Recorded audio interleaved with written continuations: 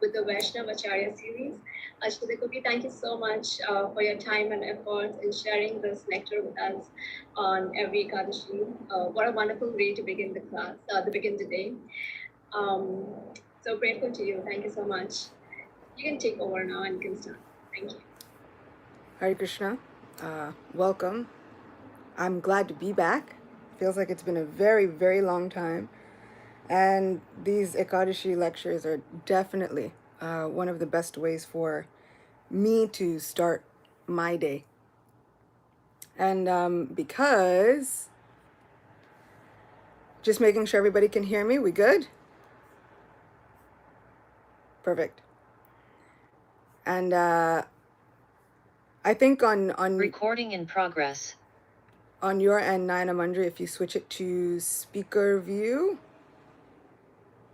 then it fixes it on YouTube. But these Ekadashi lectures are definitely the highlight of my entire Ekadashi. Today is going to be quite special, so I want to make sure that we definitely get started and dive right in. So we'll dive in first with our Mangala Charana as usual. Om Ajnanatimirandasya Gyananjana Shalakaya Chakshurun Militam Yena Tasmai Shri Guruve Namaha Shri Chaitanya Manobishtam Stapitam Yena Bhutale Swayam Rupa Kadamayam Dadati Swapadantikam Nama Om Vishnu Padaya Krishna Prishtaya Bhutale Srimate Bhakti Vedanta Swaminiti Namine Namaste Saraswati Deve Gauravani Pracharine Nirvishesha Shunyavadi Paschatya Deshatarine Jaya Shri Krishna Chaitanya Prabhu Nityananda Sri Advaita Gadadhara Shivasadi Gaura Bhakta Vrinda Hare Krishna Krishna Krishna Hare Hare Hare Rama Rama Rama Hare Hare Vancha kalpatarubhyascha kripa sindubhya eva cha patitanam pavanebhyo vaishnavebhyo namo namaha.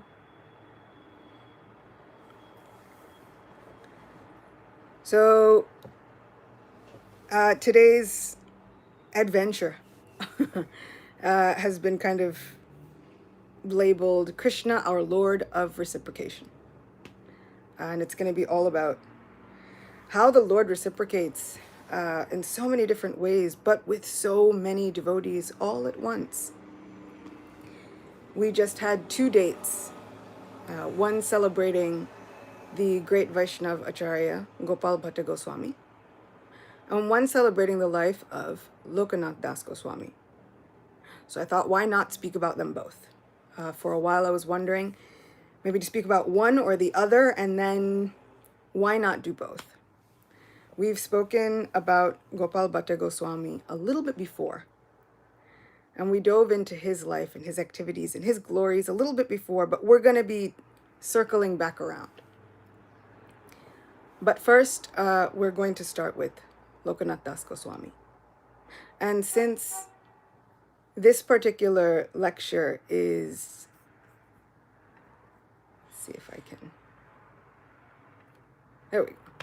And because this particular lecture is about our Lord of Reciprocation, I thought, why don't we start with the Bhagavad Gita verse, which speaks about the Lord and his reciprocation, a verse which is very near and dear to my heart, and not just because it perfectly encapsulates how tall I am, because it is verse 411, but because it's such a sweet verse when we actually get to break down all of the pieces of this verse. So this is Bhagavad Gita chapter 4, text 11. Ye yata mam prapadyante tam stateva bhajamyaham mama vartmanu vartante manushya parta sarvasha. As all surrender unto me, I reward them accordingly. Everyone follows my path in all respects, O son of Pritha. Purport by Srila Prabhupada. Everyone is searching for Krishna in the different aspects of his manifestations. Krishna, the Supreme Personality of Godhead, is partially realized in his impersonal Brahmajyoti effulgence, and as the all-pervading Supersoul, dwelling within everything, including the particles of atoms. But Krishna is fully realized only by his pure devotees. Consequently, Krishna is the object of everyone's realization, and thus anyone and everyone is satisfied according to one's desire to have him. In the transcendental world also, Krishna reciprocates with his pure devotees in the transcendental attitude, just as the devotee wants him. One devotee may want Krishna as supreme master, another as his personal friend, another as his son, and still another as his lover. Krishna rewards all the devotees equally, according to their different intensities of love for him. In the material world, the same reciprocations of feelings are there, and they are equally exchanged by the Lord with the different types of worshippers. The pure devotees, both here and in the transcendental abode, associate with him in person and are able to render personal service to the Lord and thus derive transcendental bliss in his loving service. As for those who are impersonalists and who want to commit spiritual suicide by annihilating the individual existence of the living entity, Krishna helps also by absorbing them into his effulgence. Such impersonalists do not agree to accept the eternal, blissful personality of Godhead. Consequently, they cannot relish the bliss of transcendental, personal service to the Lord, having extinguished their individuality. Some of them, who are not firmly situated even in the impersonal existence, return to this material field to exhibit their dormant desires for activities. They are not admitted into the spiritual planets, but they are again given a chance to act on the material planets. For those who are fruitive workers, the Lord awards the desired results of their prescribed duties as the Yogeshwar, and those who are yogis seeking mystic powers are awarded such powers. In other words, everyone is dependent for success upon his mercy alone. And all kinds of spiritual processes are but different degrees of success on the same path. Unless, therefore, one comes to the highest perfection of Krishna consciousness, all attempts remain imperfect, as is stated in the Srimad Bhagavatam. Whether one is without desire, the condition of the devotees, or is desirous of all fruitive results, or is after liberation, one should, with all efforts, try to worship the Supreme Personality of Godhead for complete perfection, culminating in Krishna consciousness. The translation again is, as all surrender unto me, I reward them accordingly. Everyone follows my path in all respects, O son of Pritha. This verse is wonderful for a variety of reasons. One, that very end, that last verse from Srimad Bhagavatam, whether one desires nothing, like a pure devotee, whether one is desirous of fruitive results, whether one has all desires, one should try to endeavor to worship our Supreme Lord of Reciprocation. He is the one who somehow or other can give every single devotee, every single living entity, exactly what it is that they need and what it is that they desire in exactly the perfect way that they need to have it. This is kind of hopeful for me because I'm often kind of on the lookout for, but what if I'm not at pure devotee level yet? What if I've not yet unlocked that stage in this whole cosmic material game plan? But there's hope. Keep going. Somehow or other, if we stay on the path and we try to focus our energies on becoming near and dear, worshiping with all our hearts, our Supreme Lord of Reciprocation, we'll get there. Culminating eventually, somehow or other, in the most perfect of all processes, this loving devotion of Sri Krishna.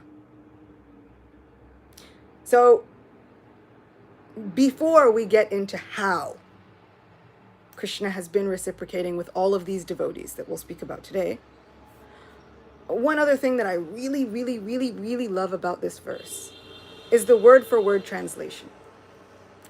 This is something that's quite unique to Srila Prabhupada's translations. We have a word-for-word breakdown, every word now broken down into English for us. So this ye yatamam prapadyante tam stiteva bhajam yaham, in that second line, there is a bhajami, reward. But as I've stated before, this bhajami is not just mentioned here. Right? Usually we see this bhajami prominently within Brahma Samhita, often then translated as I worship Govinda, the primeval Lord. Sometimes in certain verses of Brahma Samhita translated as I adore Govinda, the primeval Lord. Those ones I'm kind of partial to. But now we have Krishna saying, is all surrender unto me, I reward them. But this bhajami, if we are to go on those same kinds of translations from Brahma Samhita, to worship, to adore, to give some adoration, now the roles are reversed. Now our Lord, who we were previously adoring, worshiping, giving our devotion to, is now saying, just surrender. And in the very same way that you surrender unto me, I'll adore you just the same way. For every action, there's an equal opposite reaction. But with Krishna, for every loving endeavor, every way we approach him, he responds. That bhajami in this verse, that's the part that gets me. Where now Krishna says, don't worry, just the same way that you've approached me. Just wait for it. Which often leads me to reflect in my daily life about when I feel distanced from Krishna, about when I feel so far away, about when the japa doesn't seem to connect. And it makes me think, okay, now what have I done? In what ways have I now told Krishna to distance himself from me? Because as I approach him, he reciprocates. So if I'm feeling far away, it's because I told him to go away. Because at some point I gave him the idea that I could handle this all on my own. That at some point I gave him this grand idea that I had this all under control. That I didn't need his assistance. That I didn't require his presence. So this verse brings me back when I feel disconnected. And then I want to remind myself, okay, how do I want to show up then? How do I want to show up for Krishna? How do I want to approach him? Because that's exactly how he's going to respond. So if I want to feel him closer, then I've got to run. Because the very moment that I think about running, Krishna's already made moves toward me. He moves faster than immediately. And so, why are we talking about this, right? So for one, We're gonna start in a place called Kadirvan. Kadirvan. Within the realm of Braj Bhumi, in the great Braj Mandal, there's a forest, Kadirvan, where Krishna would perform many, many, many activities. One such activity is described in great detail in Garga Samhita. And because I want all the details, I'm going to read it. So Purna Pragya Prabhu has done a really nice summarization of Garga Samhita. And Garga Samhita is a conversation between Maharaj Bahulashva, which is a great king in the district of Mithila, which we might know from Maharaj Janak, the father of Sita, and a conversation between this Maharaj Bahulashva and Narada Muni. So now our scene is set. So we'll find out what happens in Kadirvan. Sri Narada said, one day, as he was herding the calves in the company of Balaram and the boys, Krishna saw a great duck demon by the Jamuna's shore. Its form like a white mountain, its feet gigantic, its quacking like the rumbling of clouds, and its beak like a thunderbolt. The demon swallowed Lord Krishna, and all the boys fled. I was listening to a lecture, and my Guru Maharaj also described this demon as a duck, and I couldn't help but think that is the greatest understatement that I have ever heard. I've seen ducks, you know? They're small, they're cute, they waddle. You see a family of them sometimes. You wait, like you're driving along, and then you park the car, and you wait because all this little family of little ducks are. This is not a duck. Duck implies something benign in my brain, something benevolent, something cartoon-like. Right? Ducks are what they use in Disney to make the princess happy. They come, they help you clean your house. They have little ducklings. This is not a duck. This is a nightmare with wings. There's a certain animal. It's called a shoe-bill-horn bird.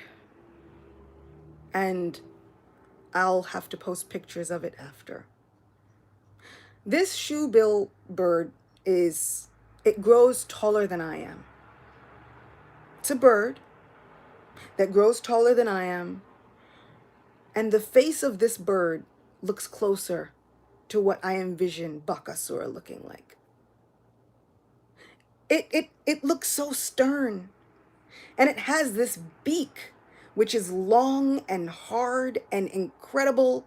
And what this shoebill bird does is it finds prey, and then it attacks it with this hard beak. And it like bludgeons it to death. That is more of what I think of when I think of Bakasura. Like this shoebill thing is like prehistoric, but still living somewhere, taller than me, walking around, and the sound that it makes sounds a little bit like a helicopter. So it's this monstrosity of I don't know why it's still around, but it is haunting people. This is closer to what I envision for Bakasura than a duck, you know? And so this duck swallows Krishna, and all of his friends flee for their lives. All the boys wept as if they had lost their lives. All the demigods came and cried out, alas, bringing his very powerful thunderbolt. Indra struck the demon. With that blow, the demon fell, but he did not die. Again, the demon stood up. Then Brahma became angry, and with his Brahmadanda, he struck the demon.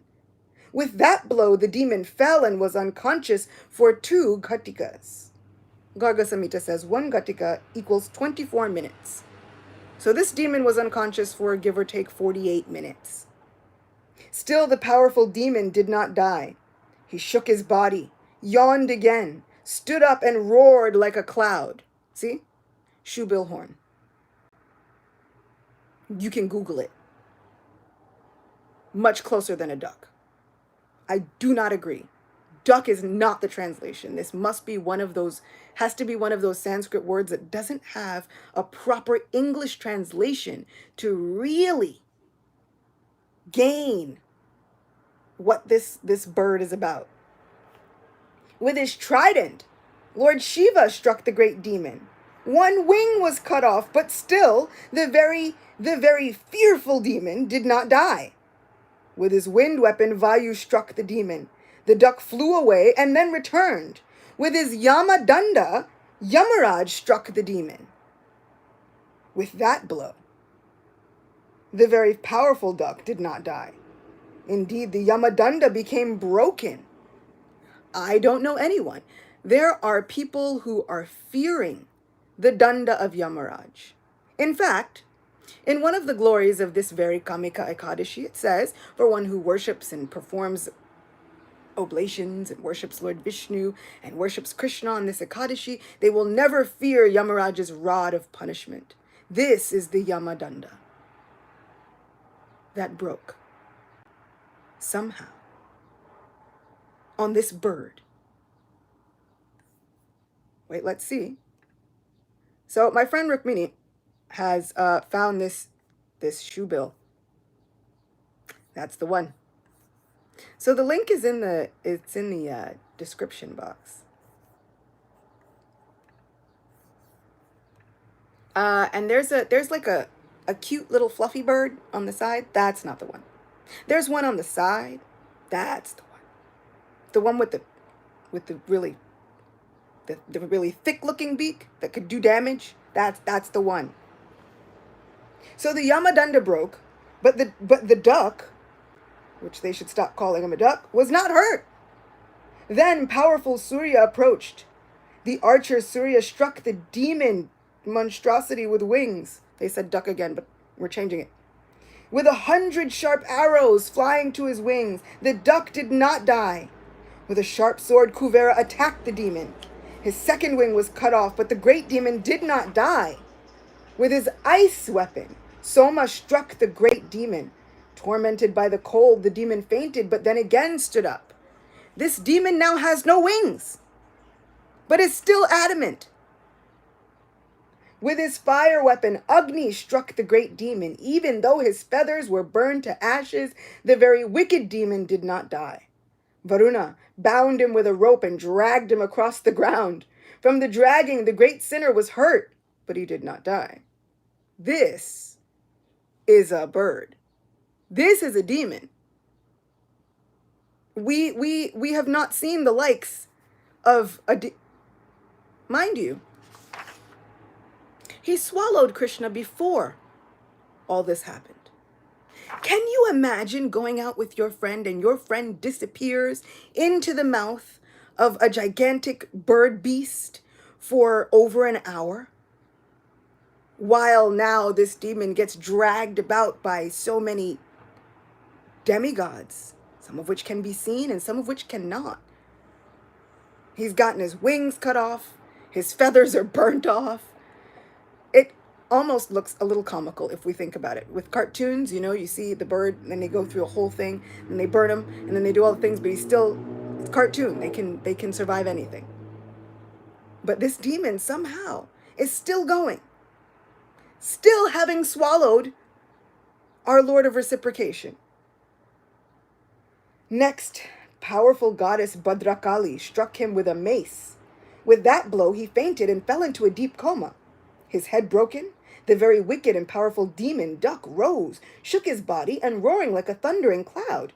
Then Kartikeya threw his weapon at him. Although one of his feet was cut off, that demon, the best of birds, did not die.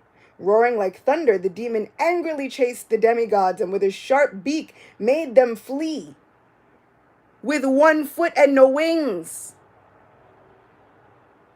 This is determination. The demigods flew into the sky, and the demon, filling the circle of the directions with a great sound, somehow or other flew after them. At that time, all the Devarishis, Brahmarishis, and Brahmanas offered blessings to Nanda's son Krishna. Oh, now. Then, from inside the duck, Krishna expanded his glorious form. Krishna book, Srila Prabhupada says that Krishna got hotter and hotter with his effulgence, burning him from the inside out. As a person who has experienced heartburn, you know, when it rises, gets in the esophagus, it's very uncomfortable. I can only imagine that this was 1,000 times worse. So now, from swallowing Krishna, this monstrosity with wings has a severe case of indigestion, horrible acid reflux. So what does he do? He throws him up. He vomits out the Lord of the universe. Usually, Krishna's body is said to be soft like butter. Beautiful. Just tender. But the point is, as we approach Krishna, so he reciprocates. This very determined demon approached Krishna as destruction. And so that's what he got. Finally, the great duck at once vomited Krishna out.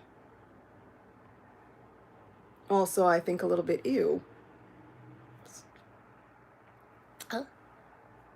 When the duck came to catch him in his beak, Krishna grasped the duck's tail and threw him to the ground.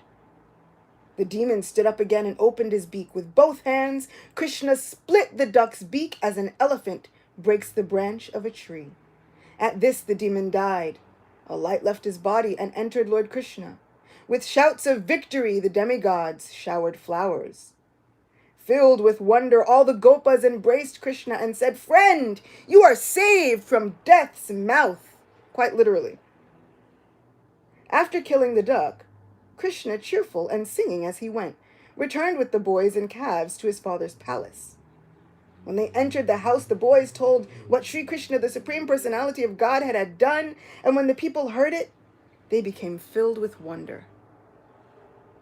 Now, why did I tell this whole story? 2 reasons.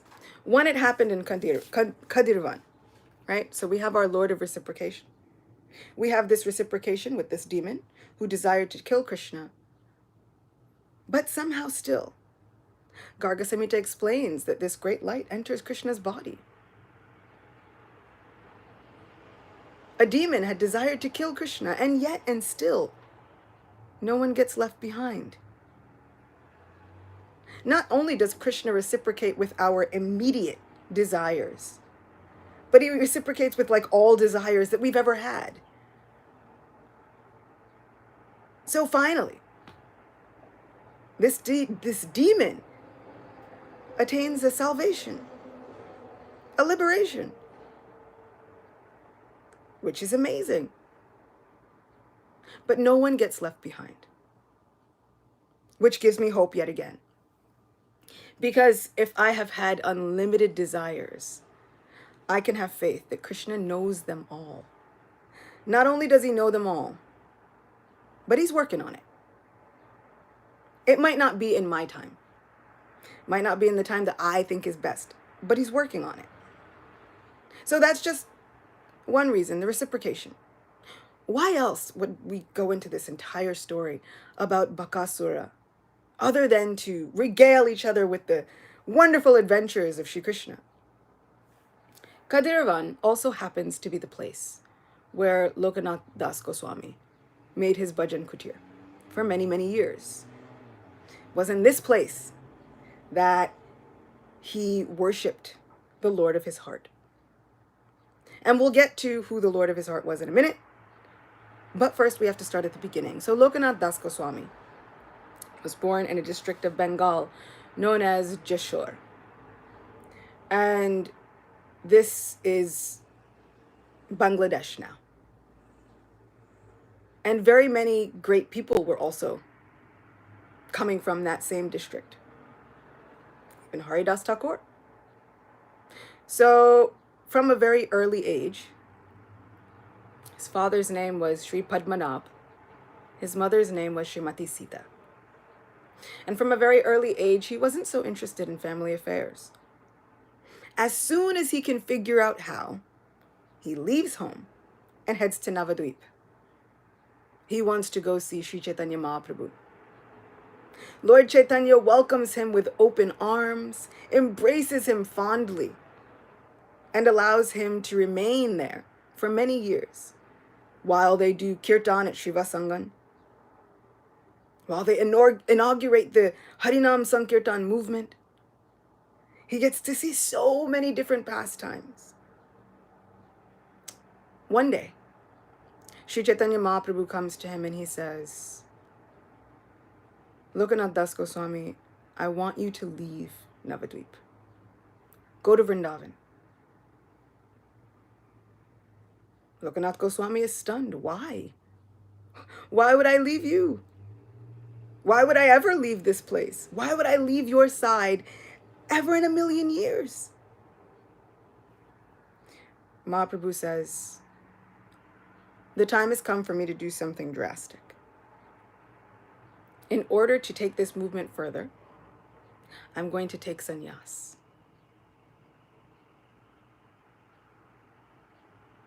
Lokanath is stunned again. He says, my lord, you'll cut your hair? Your beautiful curling hair, which has enchanted the entire universe, you'll cut your hair? And for me, who is very partial to the Lord's curling hair, I really, really love that this was everyone's first concern. All throughout Sri Chaitanya Bhagavat and Chaitanya Charitamrita, when Mahaprabhu goes to take sannyas, their first concern is, put your hair. You look so sweet. You'll take off all of your ornaments, all of your garlands, and you're going to wear this austere clothing. Then all of the other concerns come. You'll leave your wife, your mother, your family. What will the rest of us do? What will any of us do? We can't live without you. Sri Chaitanya Mahaprabhu tells Lokanath Goswami, I know you can't live without me, and that's why you have to go to Vrindavan. You won't be able to handle seeing me take sannyas. It'll make you too brokenhearted. Go to Vrindavan. Continue your service, but I'm telling you this, after I've taken sannyas, after I've accepted sannyas from Keshav Bharati in Katwa, I'll go to Vrindavan and I'll meet you there. You should go and make arrangements for my arrival. Go. Lokanath Das Goswami is brokenhearted, but he does as the Lord asks. This kind of reciprocation is difficult to look at. What is this? I can accept that the Lord knows me better than I know myself. Yes. But when he decides to do something for my own good and puts a distance between us, what? How do I accept that? How do any of us accept that? And thanks to a pandemic, we have a small inkling as to what Lokanath Das Goswami might have felt.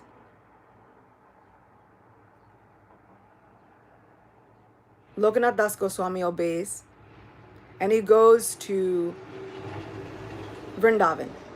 He walks, actually. Lokanath Das Goswami walks everywhere. So throughout this adventure, we'll be going several places, and we should know that Lokanath Das Goswami was on foot the whole time. I think this is possibly the only person who has Bhakti Marg Maharaj beat. If we're looking for like a walking Swami, this is the one. So he walks to Vrindavan, and the only thing keeping him together is the idea that he will see his Lord again. I'll see my Lord again. But even that is driving him crazy. It's soothing his heart and driving him crazy all at the same time. Because he thinks, I'll see my Lord again, and at the same time he knows, but he won't look the same. Everything will be different. How will he react? How will he act? How will he be? What'll happen? Have we ever been in that situation? We think, I can't wait to see my Lord again. But then, in the meantime, they announce, we've restored the deities and we've repainted them.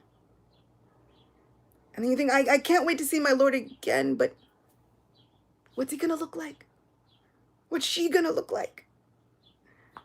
Years ago, they had repainted our Srimati Radharani. And I was kind of fond of the way she used to look. And it took a while to get used to her new makeup. But eventually, loving as they are, I couldn't help but be stolen by them all over again. Eventually, we come to make new memories with their beautiful faces, how they look, whenever we see them again. So Lokanath Das Goswami was in this particular predicament. And we can kind of feel that way. Within Sri Brihad Bhagavatamrita, there's a certain section at the very, very beginning where they say that there's a king in the southern province of India. And he performs so many festivals in his province, in his kingdom, that the devotees there tend to forget that the deity is not moving. They are so in love with the deity and so in love with the different festivals that they forget that he's non-moving. To them, the deity is walking, talking, interacting in their lives every day. This is the love that they have for their deities, their Lord. This is the kind of love that I want to develop for my Radha Govinda. That intense, almost militant gang-like love, you know. But this is what Lokanath Das Goswami is experiencing. His Lord actually is moving, talking, walking, interacting. So he goes to Vrindavan. And he stays in Vrindavan, sets up in Kadirvan, and he gets news. They say, oh, Mahaprabhu has taken sannyas.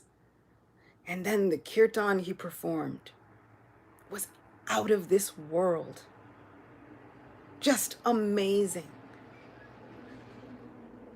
And then he was chanting and dancing, intoxicated with love of God, and he was on his way to Vrindavan. Lokanath Das Goswami now has a glimmer of hope. My Lord is coming to see me. And they said, in his intoxicated state, Nityananda Prabhu diverted him to Shantipur. What's he supposed to do now? And when Mahaprabhu got to Shantipur, they said, he met with his mother, Shachi Devi, and all of the devotees, and they all begged him, please, don't go to Vrindavan. It's too far. We know that all you've wanted is to go to Vrindavan, but don't make your headquarters there. Establish your home in Puri. That way we can get more news about you. So now Mahaprabhu's gone to Puri. Lokanath Das Goswami says, enough. Enough. I can't live without seeing my Lord for another moment. And so he sets out on foot to walk to Puri. He walks, gets to Puri. They said, oh, you just missed him. Mahaprabhu was in Puri, then he left and he went to South India. Sets off to South India. He walks for about a year. Can you imagine? You're going to walk for a year in search of the Lord of your life. He went to South India and searched many places in South India. Mahaprabhu toured South India for quite some time. This is where we get to the other side of reciprocation. In South India, he meets a very prominent Brahmin, Venkatapata, who has a son named Gopal. This little Gopal is about 7 years old.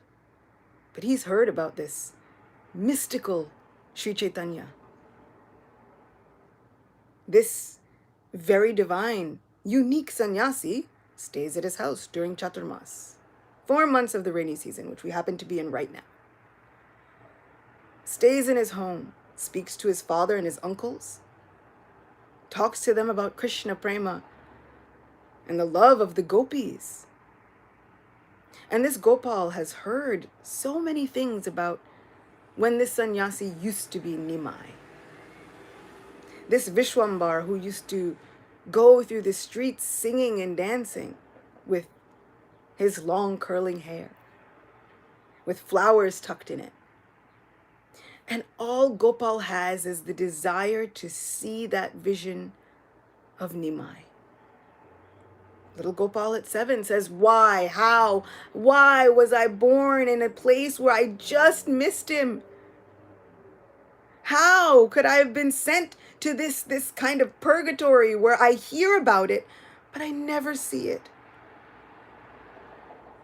In great anguish, little Gopal falls unconscious. He goes to sleep. And he has a vision. And in that vision, he is in the midst of the most amazing kirtan that he has ever heard. He opens his eyes and he looks up from where he is, kind of on the ground. And he sees a golden form, now with anklets. A dhoti tucked in 3 places, so many pleats. A wonderful garland of forest flowers of so many varieties. Long eyes that reach almost to his ears. Long arms that reach almost to his knees. This is Nimai. This is Nimai of Nadia. Chanting, dancing through the streets of Navadvip. Calling to everyone except for me, who is your friend. Just take this holy name. I've come with the medicine that everybody needs. Right? Whether you believe in vaccines or not, is the one. Mahaprabhu is saying, just take it. No problem. And Gopal is now staring wide-eyed, unblinking, at the one cherished desire that he always had. This is our Lord of Reciprocation. Ready to reciprocate no matter what. So he shows Gopal this vision. Gopal is picked up by Nitai and Adwaita. He's almost welcomed into their circle. And just before they can speak to him, Gopal wakes up. Mahaprabhu is standing in front of him. And now he's saying, oh my Lord, how could I have seen it, but I lost it? Mahaprabhu manifests himself as Shyam Sundar, as Nimai, and then again as Sri Chaitanya, the sannyasi. Tells Gopal, look, you've seen what you've needed to see. Don't tell anybody about it. I'm going to need you to eventually go to Vrindavan. Join the other Goswamis. So this is our Lord of Reciprocation. Even a 7-year-old boy. What great service could he have performed? All he had was his determination and a heart full of longing. Luckily for us, that is all that's required. Determination and a heart full of longing. If we could be as determined as Bakasura and as longing as Gopal Bhatta Goswami, as a 7-year-old little boy. That's it. And that innocence, that Krishna can reciprocate. He said he will reciprocate, and so he will. Instead, I, like the demigods, try to handle my problems first, right? Let's throw all the weapons we can at it. And then when I find out that my problems are as insurmountable as that monstrosity with wings, then I begin to offer prayers. Oh, my Govinda, you are all in all, Lord of the universe. Please help me when I've then decided that I have no other shelter after sufficiently trying again and again.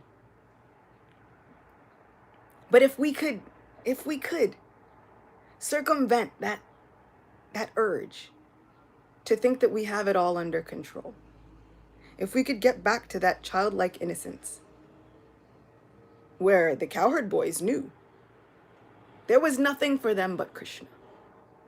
There was no one who was going to save the day but Krishna.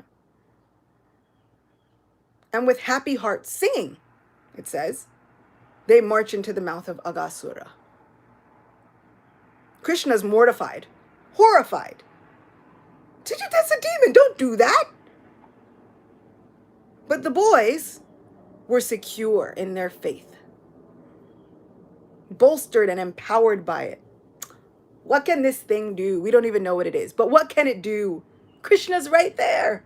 He saves us every day. In fact, he just saved us yesterday from the duck bird demon. No problem. Let's see, our friend will come get us. And so they go exploring. It's like children. Children, you see them at a certain age, they climb to the top of very dangerous things, and then they jump. Fearless. Because the parents haven't let them drop. The parent is terrified, full of anxiety, running to catch the child, doing all kinds of Mission Impossible leaps and rolls, looking like a stunt double from a movie. They run, they catch the kid. But the child is fearless, because that's the faith they have in the parent. This is Bajahuremana, Sri Nandanandana, Abhaya Charanara Vindare. This is fearlessness at the feet of Govinda. What our Srila Prabhupada was named after. He was known to take very many leaps, at least theoretically, with his ideas and his visions, his innovations. Things where you'd normally think, you can't do that. You can't talk someone into giving you building property. Yes, you can. If you are Srila Prabhupada, empowered with that kind of faith. You can't get on a steamship for 39 days and travel to a country, continent that you've never been to. Yes, you can. If you are bolstered by that faith. So this is the kind of faith that makes Krishna want to reciprocate over and above anything we could possibly imagine. So this is what he was reciprocating with Gopal Bhatta at 7. So it doesn't matter how old, young, in between we are, or we think we are. At any moment, that faith, that yearning, that longing causes Krishna to reciprocate. So now what of Lokanath Das Goswami? It was during a South India tour that Sri Chaitanya Mahaprabhu reciprocated with so many devotees. In fact, he started reciprocating with them by moving his headquarters to Puri. No problem. Except for Lokanath Das Goswami. He walks all the way to South India. Finally, he's been walking. Finally, he gets news. They say, you've just missed him.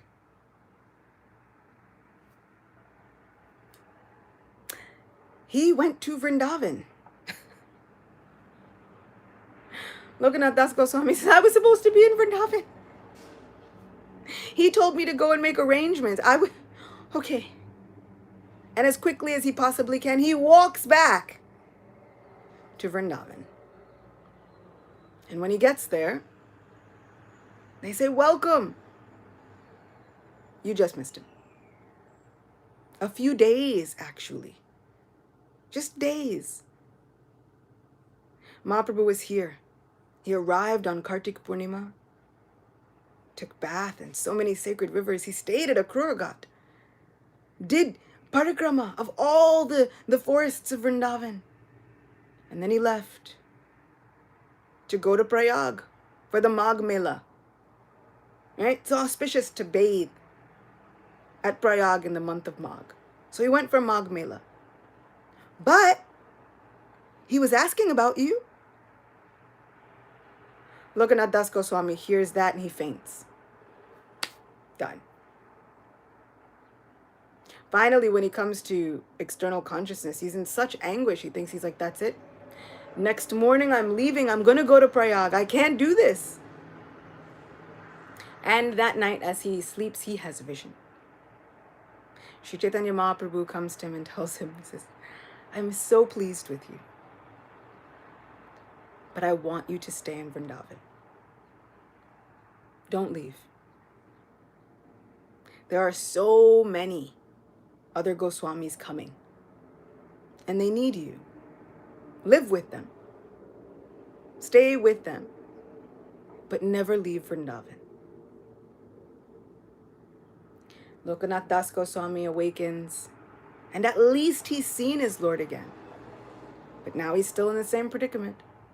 Service and separation. Gaur Govinda Maharaj and so many of our sannyasis have pointed out that this is some of the highest ecstasy, this service and separation. But oof, it stings. But he continues to serve.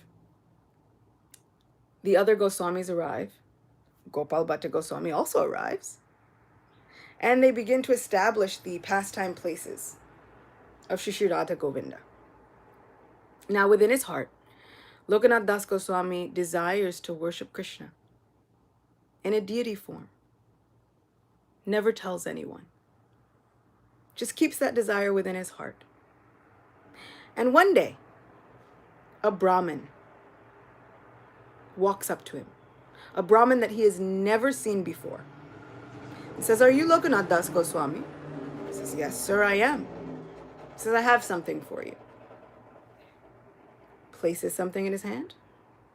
And then without another word, he leaves. Lokanath Das Goswami looks. Where did he go? This person is never to be seen again. He looks down in his hands, and in his hands is a murti of Sri Krishna. A murti that he names Radha Vinod. And in another vision, this very same murti speaks to him. He says, "Oh Lokanath Goswami, I've been living in this forest for so long, just wondering when you will come to worship me. Finally, I got so impatient. And I knew that you wanted to worship me, but I knew that you wouldn't tell anybody about it because you're too humble. I got so impatient that I finally made arrangements to come to you myself without any other interference." That Brahmin was none other than my very own self. Hearing this, Lokanath Das Goswami is in complete ecstasy. The deity then says to him, "But I'm also very hungry. Please feed me. Please give me all of your love and your worship." Lokanath Das Goswami then begins to arrange for food for his deities. But he's got nothing. He goes begging. Whatever little bit he can gather together, he then cooks and feeds his deity. But he has no paraphernalia for them either. So he makes plates. Sometimes he'll gather together leaves and make a fan. Sometimes he would gather together fallen peacock feathers and make a peacock fan. He would gather together just some straw and construct whatever he could, and then he would lay the deity down and say, "Please take rest." But he served his Radha Vinod deity, like Brihad Bhagavatamrita says, forgetting that he was non-moving. For him, his Radha Vinod was walking, talking, interacting. This is our Lord of Reciprocation. Before the desires can even be voiced, we should be sure that Krishna knows them and that he's actually on our side, not working against us. And that the more that we have faith in our friend, the more that reciprocation comes. Gopal Bhatta Goswami also got similar reciprocation. Gopal Bhatta Goswami had some 12 Shalagram Shilas. He would worship them. And some say that a merchant came with so many different clothes. Gopal Bhatta Goswami saw all of this wonderful paraphernalia and crowns and necklaces. And he desired to dress up his Shilas. Said, "Oh, I wish I could dress you like the Prince of Braj. Garlands, chutters, dhoti, beautiful." He went to sleep. And when he woke up, what he had was a self-manifested deity from his Shalagram, who has come to be known as our little Prince of Braj, Sri Radharaman. This is our Lord of reciprocation, making a way out of no way, self-manifesting where need be, speaking to his devotees through deity form, always willing and ready to communicate with us, as long as we're ready to listen. So, Lokanath Das Goswami has his Radha Vinod deities, and he actually carries them around with him. And they're not actually that small. But he hand sews a cloth bag. And he puts them in the cloth bag and wears them around his neck. And for years, this is their temple. Wherever he goes, they go. And he would take them out of their cloth bag, and he would worship them and set them up, and then put them back. In due course of time, some of the devotees who are there also, they want to help. They say, "Let us build you a temple." No, thank you. My Lord's going to stay with me. In due course of time, Mahaprabhu finally winds up his earthly pastimes and he leaves. The Panchatattva also leaves. Many of the Goswamis also leave. Lokanath Das Goswami is still there. Now one of the oldest of the Goswamis. And he's asking himself, why am I still here? Living in absence from all of the devotees that I've known. Kashishwar Pandit, called Krishna Das, Mahaprabhu himself, why am I still here? Mahaprabhu appears to him again and requests him to stay. Why, my Lord, why? He says, there's one devotee who needs you. Narottam Das Thakur. He's coming. Just wait, just for him. Lokanath Das Goswami only has one disciple. And it is our illustrious Srila Narottam Das Thakur. Imagine being such an illustrious disciple that the Lord himself requests the Guru to please stay, just for your sake. It makes me remember and realize that having a spiritual master is no small feat. Finding a spiritual guide is no small thing.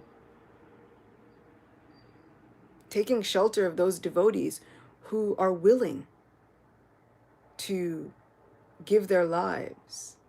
Gaur Govinda Maharaj says, spill tons and tons of spiritual blood. In the case of Jesus, it was literal blood. For the sake of disciples. For the sake of the spiritual lives of others. Finding these personalities is no small feat. And if we find them, we should hang on to them with everything we've got. Because this is no less than reciprocation from our Krishna himself. Within Brihad Bhagavatamrita, the Lord tells a young Gopakumar, he says, I've tried everything. You've gone so long forgetting me. And when I could not take it anymore, when I wanted you back with me so badly, I myself came as your guru and reawakened this desire for Krishna Prema within your heart. Finding these spiritual mentors is no small feat. Lokanath Das Goswami was ready to wrap it up. But he stays for Narottam Das Thakur. We owe all of these devotees such a debt of gratitude. And Srila Narottam Das Thakur writes a pranam mantra for his spiritual master. Srimad Radha Vinodeka Seva Sampat Samanvitam Padmanabhatmajam Sriman Lokanatha Prabhum Bhaje. I worship the lotus feet of Srila Lokanath Prabhu, the son of Sri Padmanabh. He is a storehouse of single-minded service to the lotus feet of Shri Shri Radha Vinod. And imagine being such a disciple that your Guru Maharaj would say, no problem, I'll stay for them. It's often said that the Guru will go wherever the disciple goes. So if we have been accepted, it's not just this lifetime. The Guru will go to rescue the disciple wherever the disciple is, willing to come back again and again and again, just for the sake of the disciple. In this regard also, Gaur Govinda Maharaj would often say, please don't drag me to hell. But this is the love. This is the reciprocation. Krishna will send again and again and again.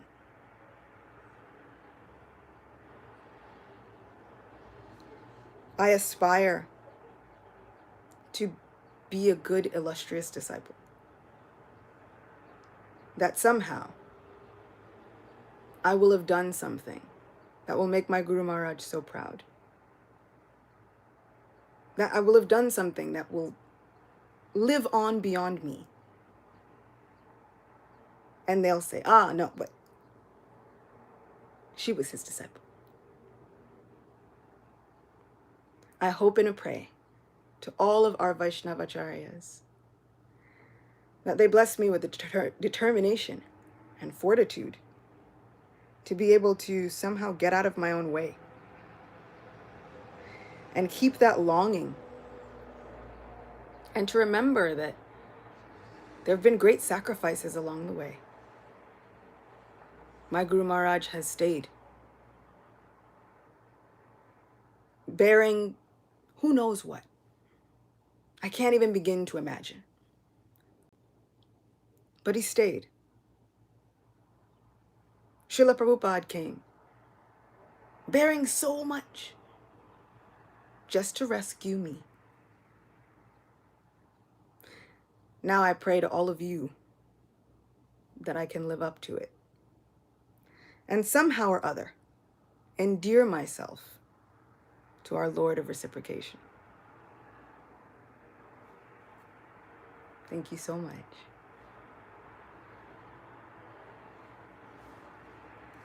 So at this point, usually we have, questions or comments or good wishes and blessings if anybody would like to shower them on me.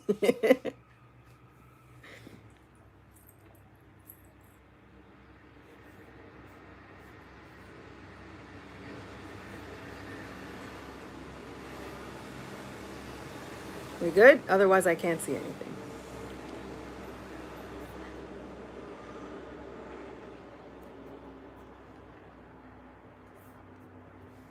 Thank you all so much. Thank you for being with me. Thank you for allowing me to be with you. Thank you for tuning in all the many different time zones.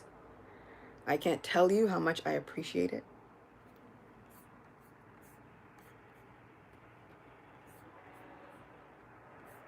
Let's see. Are you able to unmute yourself, Shardia? Oops.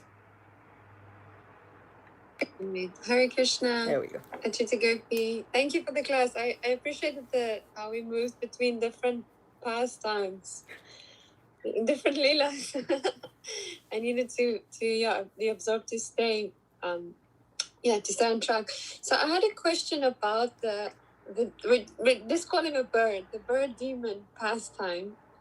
So my question is, you were mentioning how all the different demigods were trying, to basically save Krishna. And then you were saying that, the difference, you can see like the demigods, they try and kind of solve the problem themselves. But then on the other hand, the coward boys, they immediately, their first port of call is that they pray to Krishna.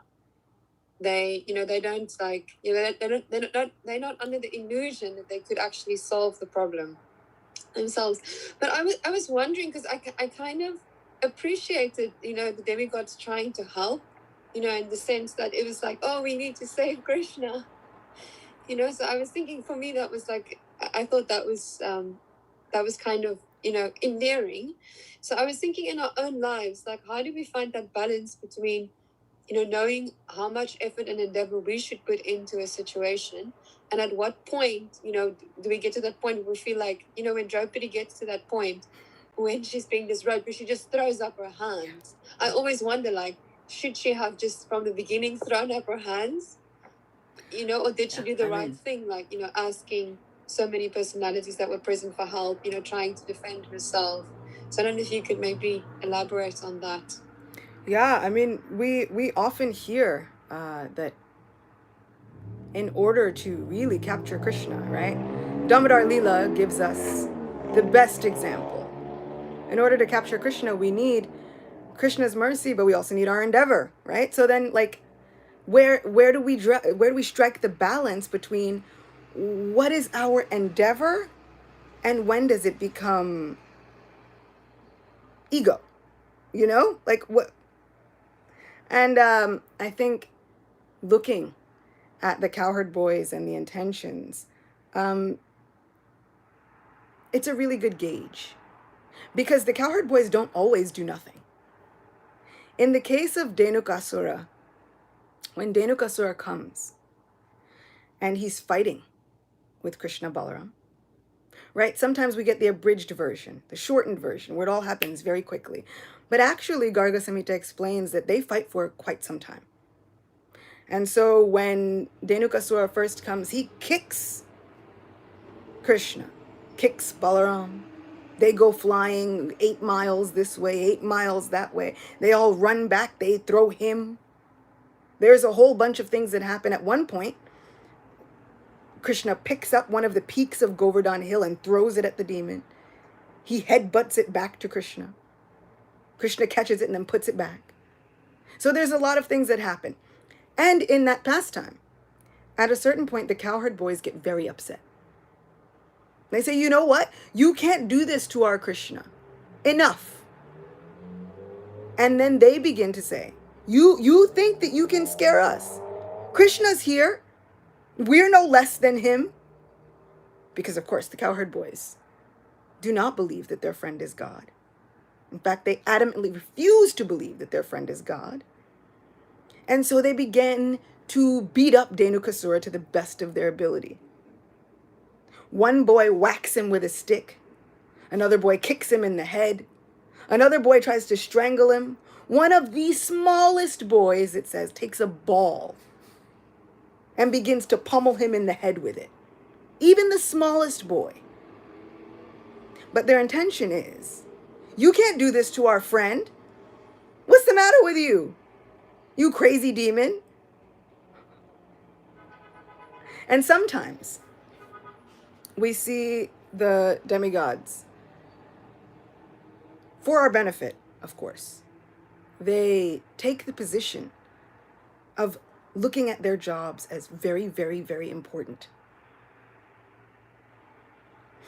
And so therein lies a little bit of the difference. if we're looking at it thinking, but I have to figure this out to save my Krishna, my service, whatever it is. Or if we're looking at it as, they can't do this to me. Do they know how important I am? Do they know who I am? We tend to feel the difference in the motivation, which Krishna is known for being bhavagrahi, right? Over and above all that we do, Krishna's going to know what's behind it. And he's going to start to make sense of it all. He's going to pick it apart. And he will draw those lines where we think, oh, but I was doing this for you. And he will test whether you were or not. Because he did it to his own mother, who really was doing it just for his own good. Right? She's trying to make him sweets. That's all she wanted to do that day, was make Krishna sweets. And he decided to be as naughty as humanly possible. What child throws a temper tantrum so bad that he knocks down 2 trees in the backyard and then commences to be angry about it? Gopal Champu says Nanda Maharaj arrives. And he says, what happened? And Krishna says, Maya, she did it. First, do you know what happened? She wouldn't feed me. I was starving. Okay? I was losing body mass. She put me down. She didn't feed me. I had to go and scrounge and look for food myself. And then she ran after me with a stick. She's never run after me with a stick. A stick. And then she tied me up. That's it. I won't go to her anymore. And there's a lot of bargaining that happens back and forth. But this is the Lord that we pray to. This is the God that we've chosen. Like it or not, like this is what we got. So when we think about it, it's like, but I'm just trying to do my service, Krishna. Why the obstacles? It's what he does. It's what he does. He's going to test the intentions. It doesn't matter if we are Jiva number 2 or even up to the highest level of the gopis. What does he do to them? He plays a flute. He knows it calls them specifically. He draws them out in the middle of the night and then says, I don't know why you're here. I was just playing a flute. You should go home. It's not right for girls your age to be out in the forest at this time of night with a questionable young man. Excuse me? They've given up everything. Practiced walking in the dark. Overcome all kinds of obstacles. And he says you should go home. It's insulting almost. So we know our intentions. And we know when those intentions are true. But don't think that Krishna won't continue to test them. That's how he makes his sweet rice. You have to cook it down, right? You've got to draw out all the sweetness and the cream. That's how he makes his sweet rice. He continues to cook it down. And we continue to be enamored because it's in the name. He's all attractive. And once you know him, you can try and leave. You can try and forget him. But the thing about him is he's crafty. Govinda Maharaj is crooked. 3 places. He's tricky. So even if we try to get away, he doesn't let go. And I've seen it. Many times people have written to me and they've said, I used to be spiritual. I used to do this kirtan thing. But due to life circumstances, I thought, you know what? Enough. What was I even getting by doing all of this religious activity? Nothing. More heartache. Better I go and dedicate myself to science. Can't be worse. And then they say, but still, this kirtan thing, it doesn't leave. I go to sleep, it's in my dreams. Now what do I do?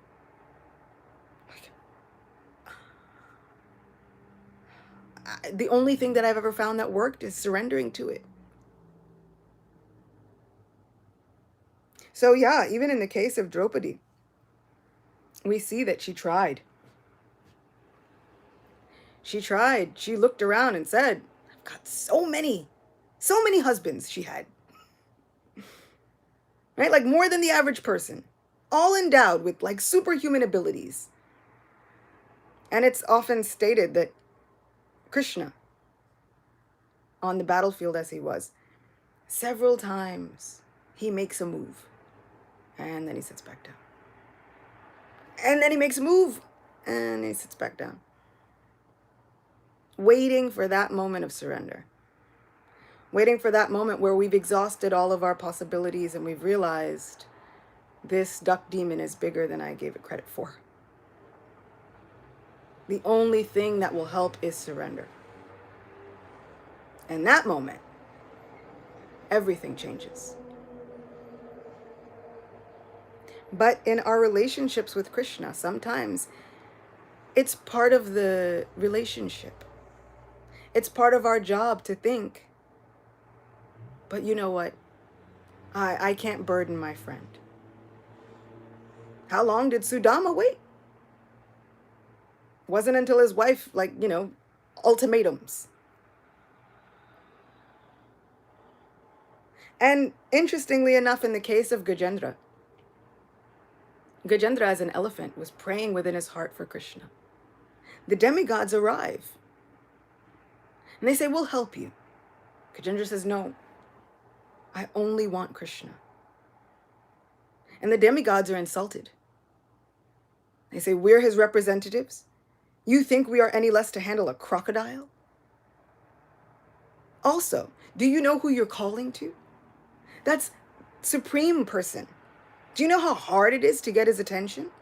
And even if you manage to get his attention, do you know how hard it is to keep his attention? And then when he comes, you might be dead. And so they begin to almost deride Gajendra. They call him less intelligent. They call him a dumb animal. Look, he's forsaking our help. It's the demigods. But Gajendra was fixed. That one pointed determination that Krishna speaks about in Bhagavad Gita. You know, when we talk about the things that get us every time, that one pointed determination gets Krishna every time. It's what Prahlad had. It's what Dhruva had. It's what Gopal Bhatta Goswami had. And all of them were under the age of 10. Somehow, when we get older, we start to come under the misconception that we are supposed to handle life by ourselves, all on our own. That's our job. But I want to get back that childlike mentality. The one that says, I have to run to my friend. The one that says, if this doesn't go my way, I'm telling. I'm the youngest of 4 siblings. I know how to tell on people. I want to get back that mentality. The one that says, I'm completely dependent. Instead of this mentality that is causing me to think over and over again. No, be completely independent. Rely on nobody. Because that's somehow better. You've got this. It's fine. But if Draupadi had thrown up her hands sooner, we wouldn't have the story that we have. I mean, I think that any time she would have thrown up her hands would have been, it was already a breathtaking story. It was already one of those on the edge of your seat stories. But somehow, when the person is completely out of ideas, when they are at their wits' end, when they've got nothing left, and all of this, it's like all of the stakes are piled up high. You stand to lose everything. That moment of surrender creates an impact. That moment of surrender stays with us. At least it's always stayed with me. Because what Krishna didn't do was let her falter. In fact, not only did he not let her fail, but he says afterward, he says, oh, every time I think that my friend called out to me, I find myself more and more indebted to her. One would think, you did something for me. I'm indebted to you. But no, Krishna says, the more and more you call out to me, I find myself indebted to you. Ye yata mam prapadyante, tam stateva bhajamyaham. The more we reach out, the more he finds himself eager and obliged to reciprocate in the best way.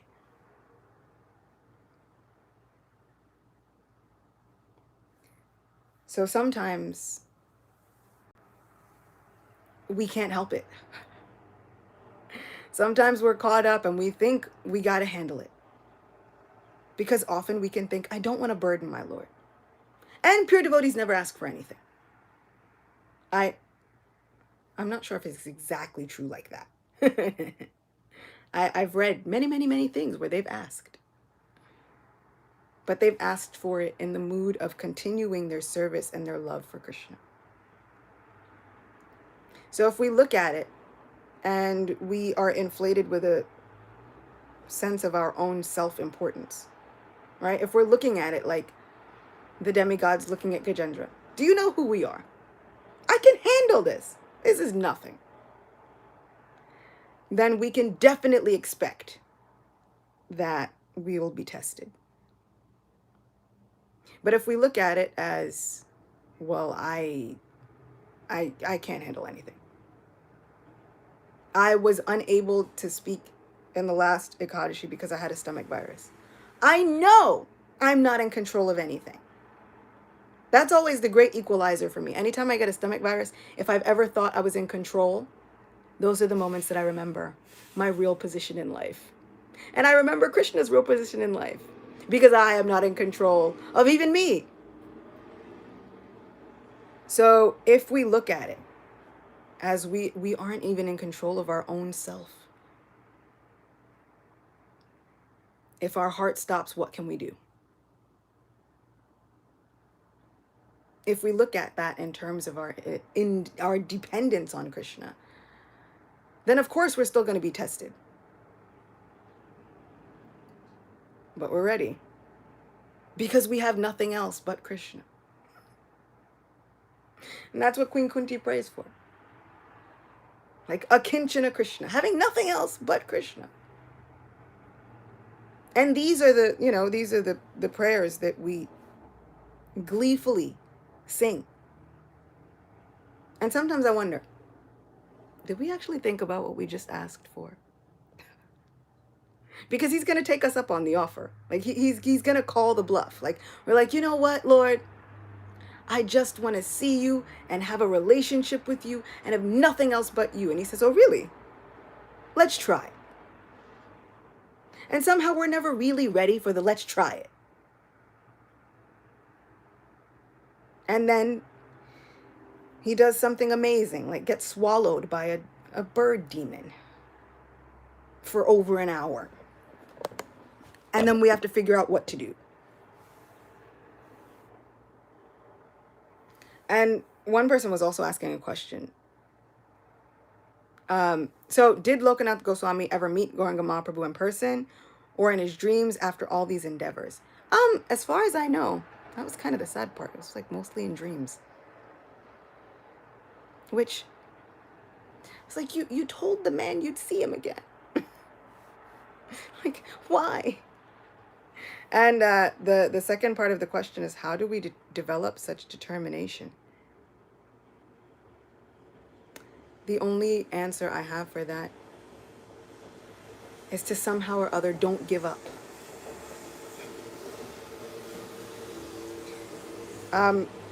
When those times come and you think, you know what, forget all this. Because sometimes that happens. Right? The time comes and we think, forget all of this. I could be like wealthier or more popular or more in control if I just stop trying to do all this like devotee stuff. Forget it. If we're able to somehow have a good circle of people around us to talk us off the ledge and to remind us that Krishna, he's taken hold. Even if we wanted to, he probably wouldn't let go. In those moments, the thing to do is lean into it. Surrender to it more. And just tell yourself, fine. I was gonna give up being a devotee. But now I won't. For 5 more minutes. Then I'll see. It works. I've tried it. Also works with japa. There are some days where I get so frustrated with myself, circumstances, everything. I'm like, forget it. Forget it. This is enough. And then I talk to myself and I say, okay, just one more round. Just one more. And somehow by the time that round is done, I can convince myself into another one. Because there's something about Krishna. Once you start talking about him, once you get other people to talk about him, the side effect is that it becomes impossible to stay miserable. At least while you're talking about him.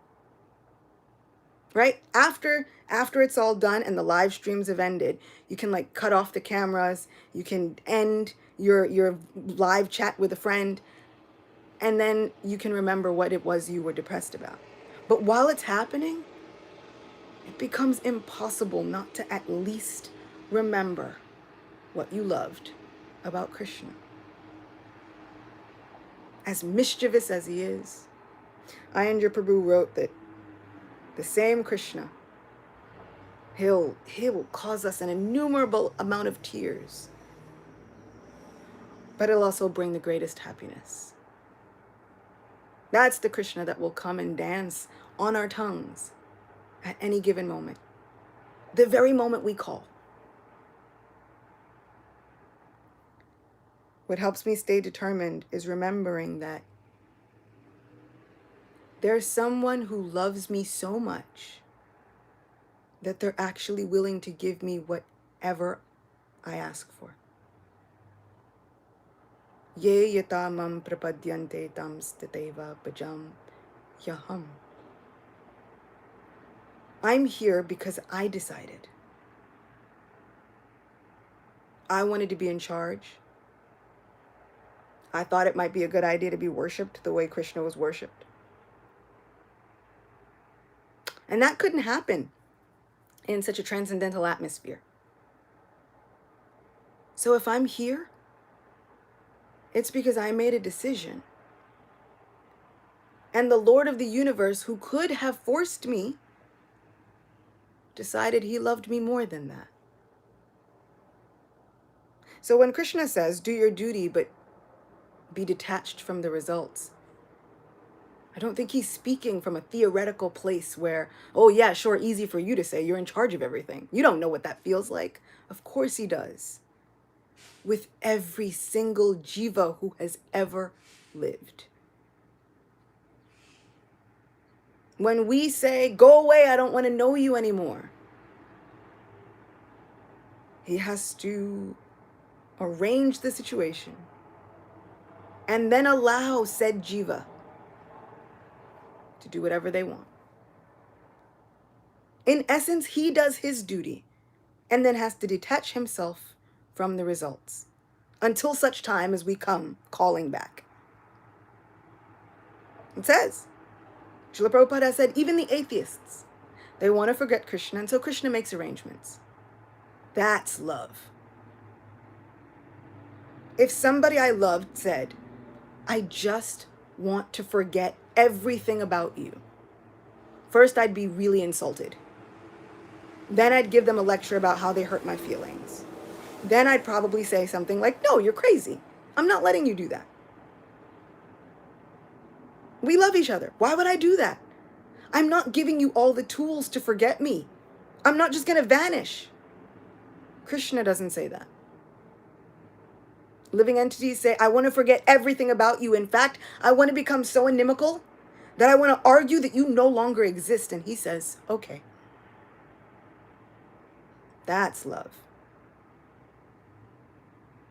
So when my determination falters, I remember that there's someone who loves me so much that they are prepared to do their duty and be detached from the results,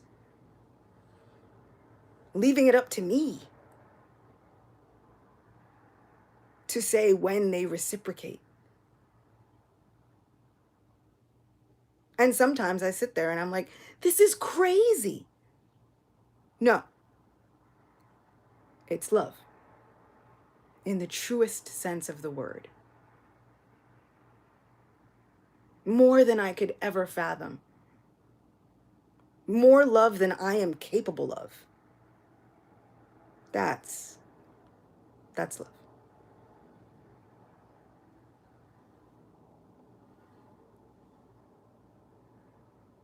So that was a very long-winded answer to 2 questions.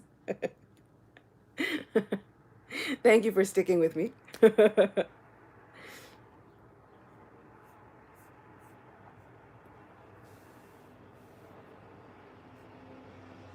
I think at this point, we can wind it up. Thank you again. I'm looking forward already to the next Ekadashi lecture. Who knows what we'll uncover? We'll go on more adventures, find out more about what our Supreme Beloved is doing. And until then, I hope that we all remember that there is the best reciprocation waiting for us.